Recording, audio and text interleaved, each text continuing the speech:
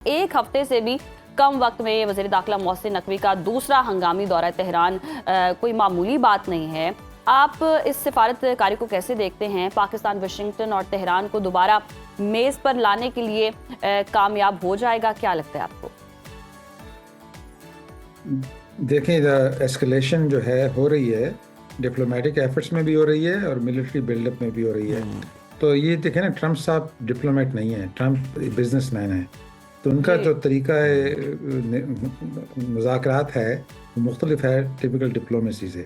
Diplomacy हो रही है, पाकिस्तान बहुत एक्टिव है। आप देखें, लोग जा रहे हैं, आ रहे हैं। तेहरान में तुर्की से बात हुई है आज ट्रम्प की। तो ये सब चीज़ें हो रही हैं बैकग्राउंड में। लेकिन जैसे बिजनेस में इंसान धमकियाँ भी देता है और आपको लालच भी देता है, वो भी कर रहे हैं ट्रम्प साहब। That's highly unusual. हमने दुनिया में ऐसी चीज़ें पहले नहीं देखी थी, क्योंकि डिप्लोमेटिक टॉक होती थी। ट्रम्प साहब ने वो सब जो रूल्स को ऑल्टर कर दिया है। तो धमकियाँ भी देते हैं, अजीब अजीब बातें भी करते हैं। तभी वो ईरानी भी कंफ्यूज हैं कि भाई आप लोग सीरियसली लें। जब हम करीब आते हैं तो आप ट्वीट करना शुरू कर देते हैं, ये भी है, ये बहुत गलत लोग हैं, मैं धमकियाँ भी दूंगा। लेकिन अब आहिस्ता आहिस्ता दुनिया ने समझ लिया कि ट्रम्प साहब का तरीका है कार्स क्या है, और उसके हिसाब से एडजस्ट हो रहे हैं। The good news is Trump साहब still very respectful of Pakistan, despite senator Lindsey Graham के कमेंट्स के बाद। उसकी एर्दोआन साहब से भी, तैयब आपसे भी बात हुई है ट्रम्प की, उसका भी पॉजिटिव है। तो Pakistan behind the scene orchestrate कर रहा है बिटवीन चीन, तुर्की, मिस्र, ईरान। तो Pakistan is playing its role and is going well. Something will happen 3 हफ्ते में, 4 हफ्ते में, 5 हफ्ते में। दरमियान में जंग भी हो सकती है, थोड़ी सी प्रेशर डालने के लिए उसकी प्रोबेबिलिटी 50% है। बिल्कुल, पाकिस्तान का जो किरदार है उसकी बड़ी तारीफ़ की जा रही है और पूरी दुनिया मुतरफ़ भी है, जिस तरह से आप भी बात कर रहे हैं। और अगर हम देखें, हमारा दुश्मन मुल्क जो भारत है उसके अंदर भी बात हो रही है।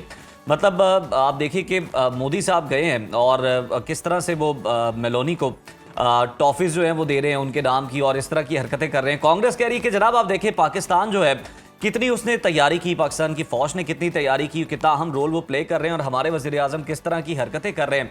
सर, अब अगर हम देखें तो मुस्तकबिल में पाकिस्तान के लिए कितना सूदमंद हो सकता है ये एफर्ट्स करना?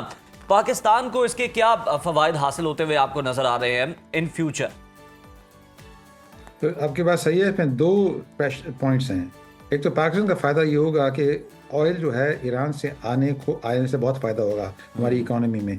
वो पाइपलाइनें बनी हुई हैं लेकिन ऑपरेशनलाइज नहीं है, क्योंकि यूएस की सैंक्शन की वजह से। और दूसरी बात यह है कि ट्रेडिंग पार्टनर पाकिस्तान से जो ट्रेडिंग ईरान से शुरू हो सकती है, अगर सैंक्शन उठ जाएं तो बहुत फ़ायदेमंद है पाकिस्तान के लिए। लेकिन इसका एक और नेगेटिव भी आपको सोचना पड़ेगा।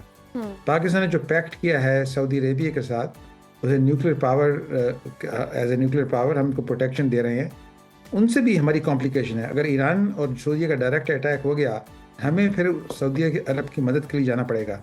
वो कॉम्प्लिकेटेड सिचुएशन हो जाएगी। तो पाकिस्तान बहुत मोटिवेटेड है क्योंकि सेटलमेंट हो जाए, ताकि हमें वो इस्तेमाल ना करना पड़े अपना न्यूक्लियर पावर एक्ट जो बनाया था हमने। तो पाकिस्तान के पास इंसेंटिव भी है और ज़रा उसमें कॉम्प्लिकेशन भी है जिसको मैनेज कर रहे हैं। तभी ये पाकिस्तान का एक्टिविटी देख रहे हैं आप उसकी। अच्छा, जिस तरह से सर हम देखें, एक तरफ मुज़ाकरात की बात होती है, दूसरी तरफ से जंग बंदी की बात होती है और जंग ना रुकने की भी बात होती है।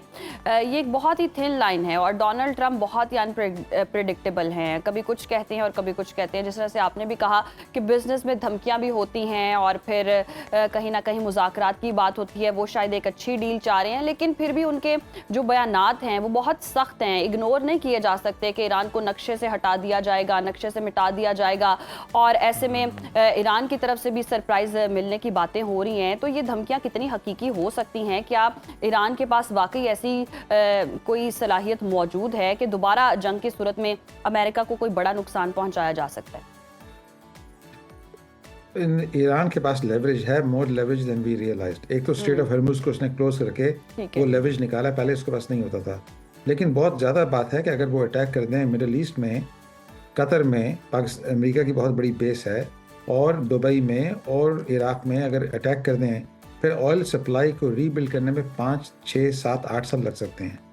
वो बहुत ही डिज़ास्टर सिनेरियो होगा दुनिया के लिए। अमेरिका के में इतना इम्पैक्ट कम होगा क्योंकि अमेरिका ऑयल इंडिपेंडेंट हैं, because of shale oil fracking की वजह से हमारा ऑयल है। लेकिन सारी दुनिया का बहुत अपसाइड डाउन हो जाएगा। तो इसमें कॉम्प्लिकेशन काफ़ी है, तो तभी तो ये ज़रा धमकियाँ भी देते हैं, लेकिन एक्ट अभी तक एक्ट नहीं किया। क्या एक्ट करेंगे? कर सकते हैं। आई थिंक छोटी मोटी बम्बार्टमेंट करके वो अपने आप को आर्गूमेंट स्ट्रेंथ करने के लिए शायद करें जी। लेकिन फंडामेंटली ट्रंप साहब को इस जंग को ख़त्म करना है, वरना इलेक्शन हार जाएंगे और महंगाई बहुत बढ़ जाएगी। तो बड़े मोटिवेटेड हैं, धमकियाँ वमकियाँ दे के विद इन 3-4 वीक्स उनको कंक्लूड करना पड़ेगा। बिल्कुल सही। नईम साहब, अमरीकी नायब सदर जेडी वेंस कहते हैं कि मुज़ाकरात में काफ़ी पेशरफ्त हो चुकी है और दोनों तरफ से मुस्बत इशारे भी हैं, जबकि ईरानी स्पीकर की बात सुने तो वो कहते हैं कि दुश्मन जंग बंदी के इस 1 महीने को सिर्फ हमारी अस्करी ताकत जांचने के लिए इस्तेमाल कर रहा है। टाइम बाइंग वाला मामला चल रहा है और नई मुहिम जुई की तलाश में है अमेरिका। पसे पर्दा क्या चल रहा है और क्या कुछ हो सकता है आने वाले दिनों में? देखिए ना, दोनों जो वाइस प्रेसिडेंट जेडी वांस की जो बात हो रही है, that's for domestic consumption. Similarly जो ईरान के जो कह रहे हैं लीडर जो बात कर रहे हैं, वो डोमेस्टिक कंजम्पशन के लिए होती है, क्योंकि उनके जो लोग हैं डोमेस्टिकली वो सुनना चाहते हैं कि हम नहीं इजाज़त देंगे अमेरिका को हमें डोमिनेट करने की, हमारी ह्यूमिलिएशन नहीं होगी जैसे ब्रिटिश ने की थी पिछले 50-70 साल से। तो वो उसके पॉइंट जेडी वांस भी कर रहा है, तो calm down the market, stock market, oil market. लेकिन रियल डिप्लोमेसी हो रही है बिहाइंड द सीन। हमें नहीं पता कि उसमें क्या मुज़ाकरे में क्या एग्रीमेंट हो गया, इसमें नहीं हुआ है कोई। वो पाकिस्तान में जो जानने वाले हैं उनको पता है। तो जब होगा ना जब एग्रीमेंट, फिर दोनों अपने आप डोमेस्टिक को कहेंगे हाँ जो हमने कहा था वही हो गया, देखो ऐसे हम ये चाहते थे और ये हो गया है। तो फिर all of them will change their tone जब एग्रीमेंट हो जाएगी। ये डोमेस्टिक कंजम्पशन है, उसको कंफ्यूज ना करें कि रियल पोजीशन है, कि जो डिप्लोमेसी में मुज़ाकरात की पोजीशन नहीं है, ये लोकल कंजम्पशन की पोजीशन है। सही। अच्छा नईम साहब, चीनी सदर शी जिनपिंग का अहम बयान सामने आ रहा है। रूसी सदर पुतिन से मुलाकात में उन्होंने कहा कि मशरिक़ वस्ता अहम मोड़ पर है और दोबारा जंग नाकाबिले कबूल होगी। इस नाकाबिले कबूल अल्फाज से क्या मतलब लिया जाए? चीन और रूस मजम्मती बयानात से आगे बढ़ते नजर आ रहे हैं? इसकी प्रोबेबिलिटी हो सकती है कि अगर ये जंग ज़्यादा बढ़ गई तो चीन को सबसे ज़्यादा नुकसान उसको है। तो चीन आके उसमें इंसर्ट करेगा अपने आप को ताकि एस्केलेशन कम हो जाए, क्योंकि उसका ऑयल पे 80% ऑयल बाहर से आता है जी। तो उनको तो बहुत, रशिया उनको वो सप्लाई करेगा, लेकिन फिर भी चीन is very much in a difficult situation long term.